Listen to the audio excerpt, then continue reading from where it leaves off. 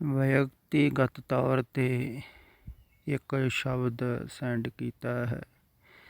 ਥੱਲੇ ਲਿਖਿਆ ਹੈ, ਬਾਬਾ ਜੀ ਉਪਰੋਕਤ ਸ਼ਬਦ ਦਾ ਸਾਰ ਦੱਸਣ ਦੀ ਕਿਰਪਾਲਤਾ ਕਰਨੀ ਜੀ, ਧੰਨਵਾਦੀ ਹੋਵਾਂਗੇ। ਇਸ ਸ਼ਬਦ ਦੁਆਰਾ ਜ਼ਿਆਦਾਤਰ ਲੋਕ ਇਹੋ ਹੀ ਸਮਝਣਾ ਚਾਹੁੰਦੇ ਹਨ ਵੀ ਮਾਸ ਖਾਣਾ ਜਾਇਜ਼ ਹੈ ਕਿ ਨਜਾਇਜ਼ ਹੈ। ਗੁਰੂਆਂ ਨੇ ਕੀ ਦੱਸਿਆ ਹੈ?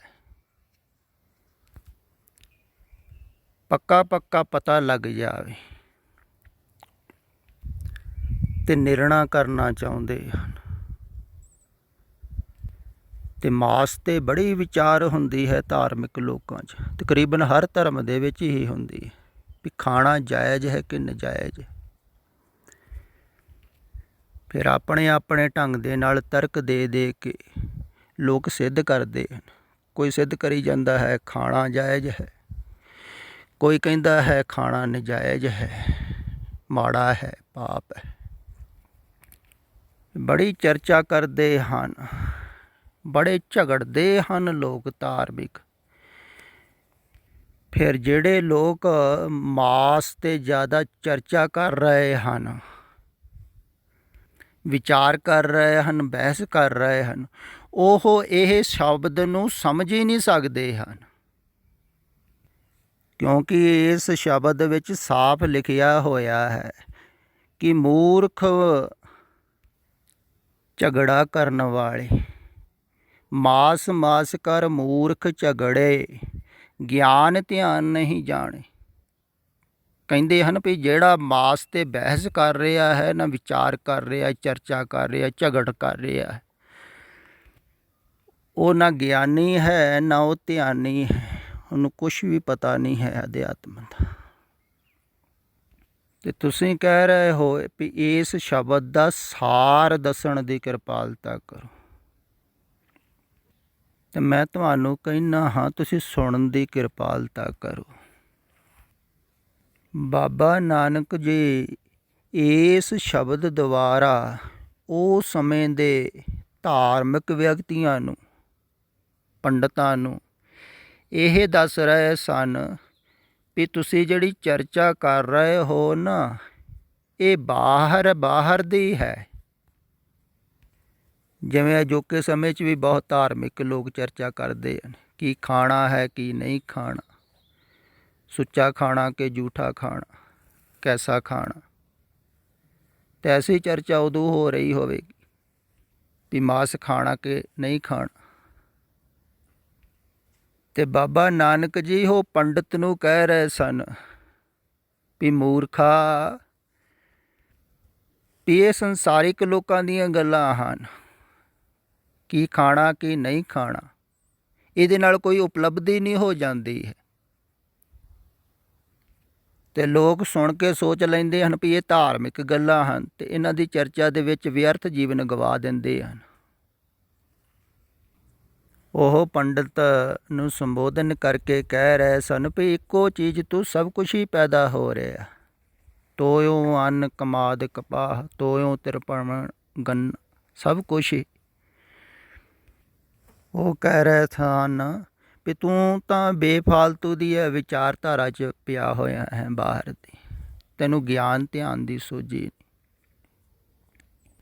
ਅਤੇ ਸਤਿਪੁਰਖ ਇਹ ਬਾਹਰ ਦੀਆਂ ਗੱਲਾਂ ਨਹੀਂ ਬਹੁਤੀਆਂ ਕਰਦੇ ਹਨ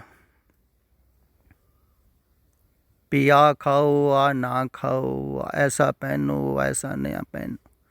ਉਹ ਮੂਲ ਭੂਤ ਦੇ ਵਿੱਚ ਵਾਸਤਵਿਕ ਜੋ ਬਿਮਾਰੀ ਹੈ ਨਾ, ਉਹਦੀ ਗੱਲ ਕਰਦੇ ਹਨ। ਉਹ ਬਿਮਾਰੀ ਹੈ ਵਾਸ਼ਨਾ, ਇੰਦਰੀਆਂ ਦੇ ਸਵਾਦ ਜਿਹੜੇ ਤੁਹਾਨੂੰ ਬਾਹਰ ਲੈ ਕੇ ਜਾਂਦੇ ਹਨ, ਉਹਨਾਂ ਨੂੰ ਛੱਡਣਾ ਹੈ। ਪਰ ਇਹ ਵਾਸ਼ਨਾਵਾਂ ਛੱਡਣੀਆਂ ਔਖੀਆਂ ਹਨ ਨਾ, ਧਾਰਮਿਕ ਲੋਕਾਂ ਕੋਲ ਵੀ ਨਹੀਂ ਛੁੱਟ ਰਹੀਆਂ ਹਨ। ਉਹ ਵੀ ਸਵਾਦਾਂ ਦੇ ਪਿੱਛੇ ਬਾਹਰ ਭੱਜ ਰਹੇ ਹਨ। ਹੁਣ ਤੁਸੀਂ ਇੱਕ ਖਿਆਲ ਕਰੋ ਵੀ ਇੱਕ ਆਦਮੀ ਬੜਾ ਵੈਸ਼ਨੂ ਆ, ਤੁਸੀਂ ਕਹਿੰਦੇ ਹੋ ਬੜਾ ਧਾਰਮਿਕ ਹੈ, ਅੰਮ੍ਰਿਤ ਵੇਲੇ ਉੱਠਦਾ, ਸਾਜਰੇ ਪਾਠ ਪੂਜਾ ਕਰਦਾ ਹੈ, ਪਰ ਉਹ ਜੀਭ ਦੇ ਸਵਾਦ ਕਾਰਨ ਪਦਾਰਥਾਂ ਦੇ ਪਿੱਛੇ ਬਹੁਤ ਦੂਰ ਦੂਰ ਜਾਂਦਾ ਹੈ,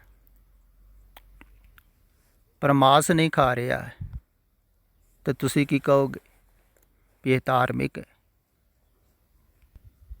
ਨਹੀਂ, ਜਿਹੜੇ ਜਾਗਰਤ ਪੁਰਸ਼ ਹਨ ਨਾ ਬਾਬੇ ਨਾਨਕ ਵਰਗੇ, ਉਹ ਕਹਿਣਗੇ ਇਹ ਅਧਾਰਮਿਕ ਹੈ ਜਿਹੜਾ ਇੰਦਰੀਆਂ ਦੀ ਵਾਸ਼ਨਾ ਪਿੱਛੇ ਬਾਹਰ ਭਟਕ ਰਿਹਾ ਹੈ। ਕੋਈ ਜੀਵ ਦੀ ਵਾਸ਼ਨਾ ਕਾਰਨ ਭਟਕ ਰਿਹਾ ਹੈ, ਕੋਈ ਸਰੀਰ ਦੀ ਵਾਸ਼ਨਾ ਕਾਰਨ ਭਟਕ ਰਿਹਾ ਹੈ। ਉਹ ਖਾ ਰਿਹਾ ਹੈ ਮਾਸ, ਕਿਉਂਕਿ ਉਹ ਮਾਸ ਬਾਰੇ ਸੋਚ ਰਿਹਾ ਹੈ। ਜਿਹੜਾ ਮਾਸ ਬਾਰੇ ਸੋਚ ਰਿਹਾ ਹੈ ਉਹਦੇ ਅੰਦਰ ਮਾਸ ਸਮਾਣਾ ਭਾਵ ਕਿ ਸਮਾ ਗਿਆ, ਉਹਨੇ ਮਾਸ ਖਾ ਲਿਆ। ਹੁਣ ਬਾਹਰੋਂ ਤਾਂ ਨਹੀਂ ਖਾਂਦਾ ਹੈ, ਪਰ ਅੰਦਰ ਵਾਸ਼ਨਾ ਚੱਲ ਰਹੀ ਹੈ। ਫਿਰ ਬਾਹਰ ਖਾਣ ਵਾਲੇ ਦਾ ਛੇਤੀ ਛੁਟਕਾਰਾ ਵੀ ਹੋ ਜਾਂਦਾ ਹੈ, ਪਰ ਜਿਹੜਾ ਅੰਦਰੋਂ ਖਾ ਰਿਹਾ ਹੈ ਮਾਸ ਇਹ ਵਾਸ਼ਨਾ ਦੁਆਰਾ, ਉਹਦਾ ਛੁਟਕਾਰਾ ਮੁਸ਼ਕਿਲ ਹੈ। ਲਿਖਿਆ ਵੀ ਹੈ ਨਾ, ਕੂੜ ਬੋਲ ਮੁਰਦਾਰ ਖਾਏ ਅਵਰੀ ਕੋ ਸਮਝਾਉਣ ਜਾਏ। ਕਹਿੰਦੇ ਜਿਹੜਾ ਕੂੜ ਬੋਲ ਰਿਹਾ ਹੈ, ਉਹ ਕੂੜ ਦਾ ਅਰਥ ਇੱਥੇ ਇਹ ਨਹੀਂ ਹੈ ਜੋ ਤੁਸੀਂ ਸਮਝਦੇ ਹੋ ਵੀ ਝੂਠ ਬੋਲਤਾ, ਕਿਸੇ ਦੀ ਸੱਚੀ ਗੱਲ ਨਹੀਂ ਦੱਸੀ। ਨਹੀਂ, ਇੱਥੇ ਕੂੜ ਦਾ ਅਰਥ ਹੈ ਵੀ ਸੰਸਾਰਿਕ ਤਲ 'ਤੇ ਜੋ ਵੀ ਤੁਸੀਂ ਬੋਲ ਰਹੇ ਹੋ ਨਾ, ਉਹ ਸਭ ਕੂੜ ਹੈ, ਝੂਠ ਹੈ। ਕਿਉਂਕਿ ਝੂਠ ਦੇ ਨਾਲ ਜੋੜ ਕੇ ਬੋਲ ਰਹੇ ਹੋ ਤੁਸੀਂ, ਝੂਠ ਦੁਬਾਰਾ ਬੋਲ ਰਹੇ ਹੋ, ਝੂਠ ਵੱਲ ਨੂੰ ਖਿਆਲ ਰੱਖ ਕੇ ਬੋਲ ਰਹੇ ਹੋ, ਅਤੇ ਝੂਠ ਹੀ ਬੋਲ ਰਹੇ ਹੋ ਨਾ। ਜਿਵੇਂ ਸੁਪਨੇ 'ਚ ਬੋਲ ਰਹੇ ਹੁੰਦੇ ਹੋ, ਅਤੇ ਸੁਪਨਾ ਤਾਂ ਸੱਚ ਨਹੀਂ। ਪਰ ਸਤਿਪੁਰਖ ਵੀ ਬੋਲ ਰਹੇ ਹਨ, ਉਹ ਵੀ ਝੂਠ ਦਾ ਸਹਾਰਾ ਲੈ ਕੇ ਬੋਲ ਰਹੇ ਹਨ ਇਸ ਸਰੀਰ ਦਾ, ਤਾਂ ਵੀ ਉਹਨਾਂ ਦੇ ਬੋਲਾਂ ਨੂੰ ਸੱਤ ਕਹਿੰਦੇ ਹਨ, ਕਿਉਂਕਿ ਉਹ ਸੱਤ ਵੱਲ ਇਸ਼ਾਰਾ ਕਰ ਰਹੇ ਹਨ। ਉਹ ਇਸ਼ਾਰਾ ਹੀ ਨਹੀਂ ਕਰ ਰਹੇ ਹਨ, ਉਹ ਤੁਹਾਨੂੰ ਝੂਠ ਦੇ ਵਿੱਚੋਂ ਕੱਢ ਕੇ ਸੱਤ ਵੱਲ ਲਿਜਾਣ ਵਾਸਤੇ ਵੀ ਸਮਰਥ ਹਨ। ਸ਼ਬਦ ਇੱਕ ਪੁੱਲ ਦੀ ਤਰ੍ਹਾਂ ਹਨ। ਇਸੇ ਕਾਰਨ ਸ਼ਬਦ ਨੂੰ ਗੁਰੂ ਕਿਹਾ ਹੈ, ਦਰਵਾਜ਼ਾ, ਪੁੱਲ ਸਮਝ ਲਓ। ਝੂਠ ਦੇ ਕਿਨਾਰੇ ਤੋਂ ਸੱਚ ਦੇ ਕਿਨਾਰੇ ਤੱਕ ਲੈ ਕੇ ਜਾਂਦਾ ਹੈ ਸ਼ਬਦ ਰੂਪੀ ਪੁੱਲ। ਸ਼ਬਦ ਦੇ ਸਹਾਰੇ ਯਾਤਰਾ ਹੁੰਦੀ ਹੈ। ਫਿਰ ਤੁਸੀਂ ਕੂੜ ਬੋਲਣੋਂ ਹਟੋਗੇ ਤਾਂ ਹੀ ਸੱਚ ਵੱਲ ਆਓਗੇ ਨਾ। ਵਿਚਾਰ ਤੇ ਕੂੜ ਦਾ ਕਰੀ ਜਾਂਦੇ ਹੋ। ਤੋ ਕਹਿੰਦੇ ਹਨ ਵਿਚਾਰ ਕਰਨਾ ਕੂੜ ਦਾ ਹੀ ਮੁਰਦਾਰ ਖਾਣਾ ਹੈ। ਇਹਦਾ ਭਾਵ ਇਹ ਹੁੰਦਾ ਹੈ ਵੀ ਤੁਸੀਂ ਜੋ ਕੁਛ ਵੀ ਸੋਚਦੇ ਹੋ ਸਰੀਰ ਨੂੰ ਜਿੰਦਾ ਰੱਖਣ ਵਾਸਤੇ ਹੀ ਸੋਚਦੇ ਹੋ, ਸਰੀਰਕ ਸੁੱਖ ਸੁਵਿਧਾ ਵਾਸਤੇ ਹੀ ਸੋਚ ਰਹੇ ਹੋ। ਤੁਸੀਂ ਮਾਸ ਵਾਸਤੇ ਹੀ ਸੋਚ ਰਹੇ ਹੋ, ਮਾਸ ਨੂੰ ਜਿੰਦਾ ਰੱਖਣ ਵਾਸਤੇ, ਮਾਸ ਵਿੱਚ ਰਹਿਣ ਵਾਸਤੇ ਤੁਸੀਂ ਸੋਚ ਰਹੇ ਹੋ, ਅਤੇ ਤੁਸੀਂ ਮੁਰਦਾ ਹੀ ਖਾ ਰਹੇ ਹੋ।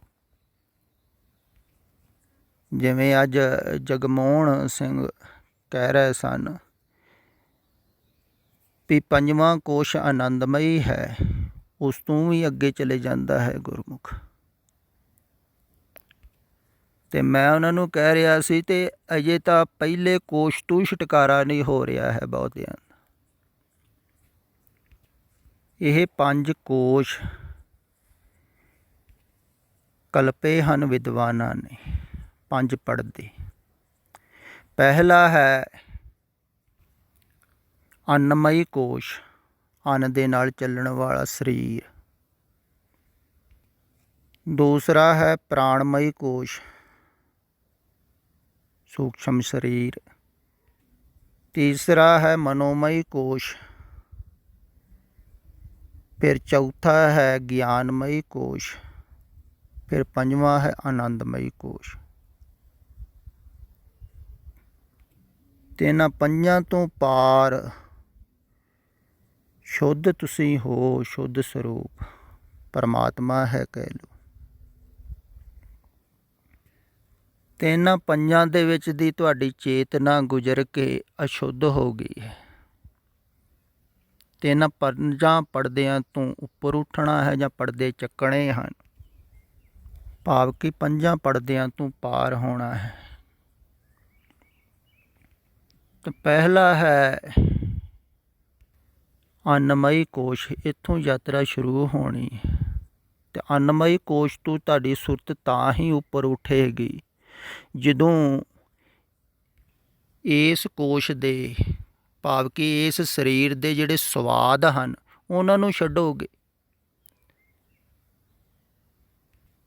ਤੁਸੀਂ ਸਰੀਰ ਦੇ ਸਵਾਦਾਂ ਕਾਰਨ ਹੀ ਸਰੀਰ ਦੇ ਨਾਲ ਜੁੜੇ ਹੋਏ ਹੋ ਨਾ, ਇਸ ਕੋਸ਼ ਨੂੰ ਨਹੀਂ ਛੱਡ ਰਹੇ ਹੋ। ਹੁਣ ਤਾਂ ਜਿਹੜਾ ਇਸ ਕੋਸ਼ ਨੂੰ ਨਹੀਂ ਛੱਡ ਰਿਹਾ ਹੈ, ਸਰੀਰ ਨੂੰ ਨਹੀਂ ਛੱਡ ਰਿਹਾ ਹੈ, ਸਰੀਰ ਦੇ ਨਾਲ ਹੀ ਮੋਹ ਹੈ, ਜੀਣ ਦੀ ਖਾਤਰ ਹੀ, ਜੀਣ ਦੀ ਵਾਸ਼ਨਾ ਦੀ ਖਾਤਰ ਹੀ ਭੱਜਾ ਫਿਰਦਾ ਹੈ ਤੇ ਇੰਦਰੀਆਂ ਦੇ ਸਵਾਦ ਭੋਗ ਰਿਹਾ ਹੈ। ਤੋ ਜੇ ਸਰੀਰ 'ਚ ਹੀ ਹੈ ਨਾ, ਤਾਂ ਉਹਦੀ ਤਾਂ ਇਹ ਯਾਤਰਾ ਸ਼ੁਰੂ ਹੀ ਨਹੀਂ ਹੋਈ, ਇਹਦੇ ਪਹਿਲੀ ਕਲਾਸ 'ਚ ਨਹੀਂ ਹੋਇਆ, ਪ੍ਰਾਇਮਰੀ 'ਚ। ਹੁਣ ਜਿਹੜੇ ਚਰਚਾ ਕਰ ਰਹੇ ਹਨ ਕੀ ਖਾਣਾ ਕੀ ਨਹੀਂ ਖਾਣਾ, ਕੀ ਪਹਿਨਣਾ ਕੀ ਨਹੀਂ ਪਹਿਨਣਾ, ਉਹ ਬਾਹਰ ਦੀ ਕਰ ਰਹੇ ਹਨ। ਉਹ ਤਾਂ ਜੇ ਸਰੀਰ ਦੇ ਤਲ 'ਚ ਉਲਝੇ ਹੋਏ ਹਨ। ਉਹ ਸੋਚਦੇ ਹਨ ਸਰੀਰ ਨੂੰ ਸਿੱਖ ਬਣਾਉਣਾ ਹੈ, ਗੁਰਮੁਖ ਬਣਾਉਣਾ ਹੈ। ਉਹ ਸਰੀਰਕ ਤਲ 'ਤੇ ਬਣਾਉਂਦੇ ਹਨ, ਬਾਹਰ ਖਾਲਸਾ ਬਣਾ ਤਾ, ਪਹਿਰਾਵਾ ਪਾ ਤਾ। ਭਾਵ ਕਿ ਇਹ ਜ਼ਿਆਦਾ ਮੋਹਗ੍ਰਸਤ ਹਨ ਸਰੀਰ ਦੇ। ਸਰੀਰ ਦੇ ਭਾਵ ਤੋਂ ਉੱਪਰ ਉੱਠਣਾ ਹੈ, ਅਤੇ ਸਰੀਰ ਦੇ ਭਾਵ ਤੋਂ ਉੱਪਰ ਉੱਠਣ ਵਾਸਤੇ ਇੰਦਰੀਆਂ ਦੀ ਵਾਸ਼ਨਾ ਛੱਡਣੀ ਹੈ, ਤਾਂ ਹੀ ਉੱਪਰ ਉੱਠੋਗੇ। ਪਰ ਇਹ ਕੰਮ ਕਰਨਾ ਔਖਾ ਹੈ, ਇੰਦਰੀਆਂ ਦੀ ਵਾਸ਼ਨਾ ਛੱਡਣੀ। ਇਸ ਕਰਕੇ ਲੋਕ ਸੁਣਦੇ ਨਹੀਂ ਹਨ ਸਤਿਪੁਰਖਾਂ ਨੂੰ,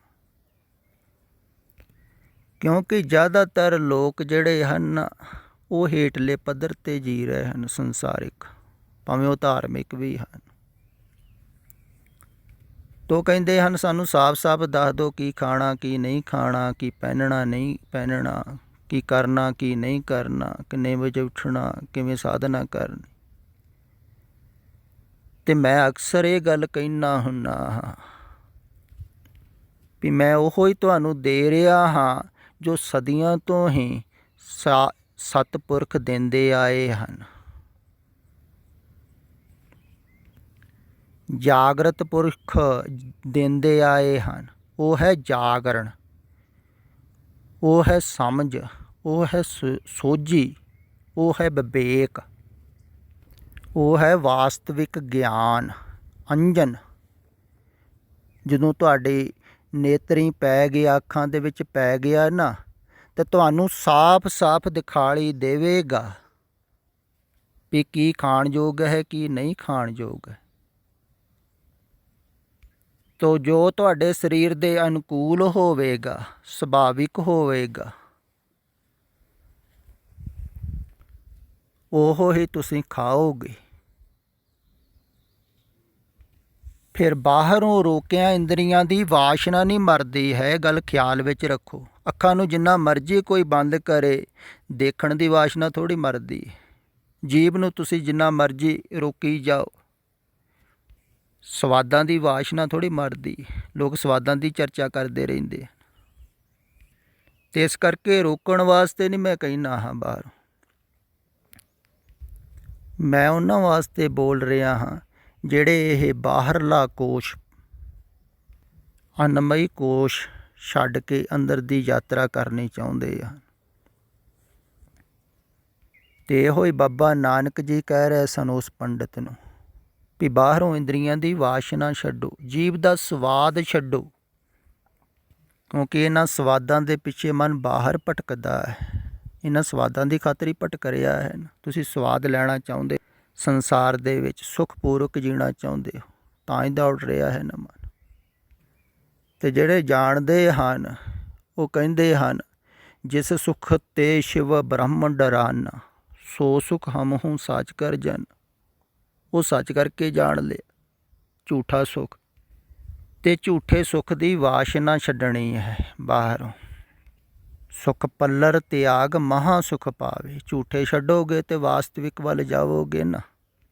ਝੂਠੇ ਰੰਗ ਰਸ ਛੱਡਣੇ ਹਨ ਜੇ ਅੰਦਰ ਦੀ ਯਾਤਰਾ ਕਰਨੀ, ਵਾਸਤਵਿਕ ਦੇ ਵਿੱਚ ਰਸ ਪਾਉਣਾ ਹੈ, ਪਰਮ ਰਸ ਵੱਲ ਨੂੰ ਜਾਣਾ ਹੈ, ਪੂਰਨ ਰਸ ਦੇ ਸਰੋਤ ਵੱਲ ਨੂੰ ਜਾਣਾ ਹੈ। ਅਤੇ ਬਾਹਰਲੇ ਇਹ ਰਸ ਕਛ ਛੱਡਣੇ ਪੈਂਦੇ ਹਨ। ਇਹ ਰਸ ਛਾੜ ਤਾਂ ਉਹ ਰਸ ਆਵਾ। ਹਾਂ, ਦੂਸਰੀ ਗੱਲ ਵੀ ਠੀਕ ਹੈ ਵੀ ਉਹ ਰਸ ਜਦੋਂ ਆ ਜਾਂਦਾ ਹੈ ਫਿਰ ਭਾਉਂਦੇ ਨਹੀਂ ਹਨ, ਪਰ ਪਹਿਲਾਂ ਚੱਲਣ ਵਾਸਤੇ ਛੱਡਣੇ ਪੈਂਦੇ ਹਨ। ਅਤੇ ਬਾਹਰਲੇ ਰਸ ਕਛ ਛੱਡਣੇ ਹਨ। ਜੀਵ ਦਾ ਸਵਾਦ ਛੱਡਣਾ ਹੈ। ਮੈਂ ਇਹ ਕਹਿੰਦਾ ਹਾਂ ਕਿ ਨਹੀਂ ਖਾਣਾ, ਕਿ ਨਹੀਂ ਪੀਣਾ, ਐਸੀਆਂ ਬੇਫਾਲਤੂ ਦੀ ਚਰਚਾ ਦੇ ਵਿੱਚ ਨਾ ਪਾਓ। ਜੋ ਤੁਹਾਡੇ ਸਰੀਰ ਨੂੰ ਵਾਸਤਵਿਕ ਦੇ ਵਿੱਚ ਅਨੁਕੂਲ ਹੈ ਉਹ ਹੀ ਤੁਸੀਂ ਖਾਓਗੇ। ਅਗਰ ਜੀਵ ਦੀ ਵਾਸ਼ਨਾ ਨਾ ਹੋਈ ਅਤੇ ਸਵਾਦਾਂ ਦੀ ਵਾਸ਼ਨਾ ਨਾ ਹੋਵੇ ਨਾ ਕਿਸੇ ਦੇ ਅੰਦਰ, ਤਾਂ ਵਾਸਤਵਿਕ ਦੇ ਵਿੱਚ ਉਹ ਹੀ ਆਹਾਰ ਖਾਂਦਾ ਹੈ ਜੋ ਉਹਦੇ ਸਰੀਰ ਨੂੰ ਠੀਕ ਰੱਖਦੇ ਹਨ। ਜਿਵੇਂ ਪਸ਼ੂ ਪੰਛੀ ਹਨ, ਦੇਖੋ ਇਹ ਉਹ ਹੀ ਆਹਾਰ ਖਾ ਰਹੇ ਹਨ ਜੋ ਇਹਨਾਂ ਦੇ ਸਰੀਰ ਨੂੰ ਠੀਕ ਹੈ, ਦੂਸਰੇ ਦੀ ਰੀਸ ਨਹੀਂ ਕਰਦੇ, ਕਿਉਂਕਿ ਇਹਨਾਂ ਦੇ ਅੰਦਰ ਜੀਭ ਦੀ ਅਜੇ ਸਵਾਦ ਦੀ ਬਹੁਤੀ ਵਾਸ਼ਨਾ ਨਹੀਂ, ਇਹਨਾਂ ਨੂੰ ਬਹੁਤਾ ਨਹੀਂ ਪਤਾ ਲੱਗਦਾ ਹੈ ਸਵਾਦਾਂ। ਅਤੇ ਜੋ ਇਹਨਾਂ ਦਾ ਆਹਾਰ ਹੈ ਵਾਸਤਵਿਕ ਦੇ ਵਿੱਚ ਉਹ ਹੀ ਖਾਈ ਜਾਂਦੇ ਹਨ ਸਾਰੀ ਜ਼ਿੰਦਗੀ। ਇਵੇਂ ਹੀ ਮਨੁੱਖ ਦਾ ਸਰੀਰ ਹੈ। ਅਗਰ ਕੋਈ ਸਹਿਜ ਸੁਭਾਵਿਕ ਹੋ ਜਾਂਦਾ ਹੈ ਨਾ, ਤਾਂ ਉਹਦਾ ਸਰੀਰ ਆਪਣੇ ਆਪ ਹੀ ਉਹ ਚੀਜ਼ ਖਾਣ ਲੱਗ ਜਾਂਦਾ ਹੈ ਜੋ ਉਹਨੂੰ ਠੀਕ ਹੈ, ਕਿਉਂਕਿ ਸਰੀਰ ਦੀ ਆਪਣੀ ਸਮਝ ਹੈ। ਸਗੋਂ ਜਿਹੜੇ ਮਨ ਦੇ ਤਲ 'ਤੇ ਜੀਂਦੇ ਹਨ, ਮਨਮੁਖ ਹਨ, ਉਹ ਜ਼ਿਆਦਾ ਸਰੀਰ ਨੂੰ ਖਰਾਬ ਕਰਦੇ ਹਨ। ਜਿਹੜੇ ਗੁਰਮੁਖ ਹਨ ਨਾ, ਉਹ ਸਰੀਰ ਤੋਂ ਉੱਪਰ ਉਠਾ ਲੈਂਦੇ ਹਨ ਸੁਰਤ ਨੂੰ, ਪ੍ਰਾਣਮਈ ਕੋਸ਼ ਵੱਲ। ਇਸੇ ਕਰਕੇ ਹੀ ਸਵਾਸਾਂ ਦਾ ਧਿਆਨ ਕਰਨ ਵਾਸਤੇ ਕਿਹਾ ਜਾਂਦਾ ਹੈ। ਸੁਰਤ ਸਰੀਰ ਤੋਂ ਥੋੜ੍ਹੀ ਜਿਹੀ ਹਟੇ, ਅਤੇ ਸੁਰਤ ਜਦੋਂ ਉੱਪਰ ਉੱਠੇਗੀ ਸਰੀਰ ਨਾਲੋਂ, ਅਤੇ ਸਰੀਰ ਵਾਸਤਵਿਕ ਆਪਣੇ ਆਪ ਹੀ ਸਹਿਜ ਸੁਭਾਵਿਕ ਹੈ, ਉਹ ਖਾਵੇਗਾ। ਸਾਰ ਇਹੋ ਹੀ ਹੈ ਕਿ ਬਾਹਰਲਾ ਝਗੜਾ ਛੱਡੋ ਅਤੇ ਅੰਦਰ ਨੂੰ ਆਓ। ਇਹ ਰਸ ਛਾੜ ਤਾਂ ਉਹ ਰਸ ਆਵਾ।